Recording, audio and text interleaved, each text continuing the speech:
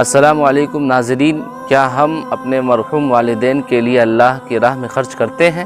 اگر نہیں تو یہ تحریر ضرور آپ کا دل دہلا دے گی۔ میرے ایک قریبی دوست نے مجھ سے شیئر کیا، میں آپ سے شیئر کرتا ہوں۔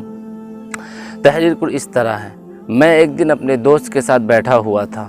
میں نے نوٹ کیا کہ وہ اپنی آمدنی تقسیم کر رہا ہے کچھ اس طرح: 25,000 گھریلو خرچ، 50,000 کرایہ، 2,000 دوائیاں، 3,000 والدہ اور 3,000 والد۔ میں جانتا تھا کہ اس شخص کے والدین اب اس دنیا میں نہیں ہیں۔ میں نے اس سے کہا، بھائی آپ کے والدین تو اس دنیا میں نہیں ہیں، اب بھی ان کے لیے؟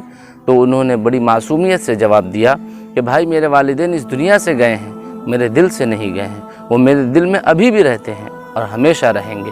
میں ہر ماہ باقاعدگی کے ساتھ اپنی آمدنی میں سے اللہ کی راہ میں ان کی ذات پر خرچ کرتا ہوں۔ کیا ہم بھی اپنے والدین کے لیے خرچ کرتے ہیں؟ اگر نہیں تو آج سے ضرور یہ کام کریں، اس لیے کہ والدین کے اس دنیا سے چلے جانے کے بعد ان کے حقوق ہم سے ختم نہیں ہو جاتے، بلکہ ان کے حقوق ہم پر باقی رہتے ہیں اور ہمیں پہلے سے زیادہ ضرورت ہماری انہیں محسوس ہوتی ہے۔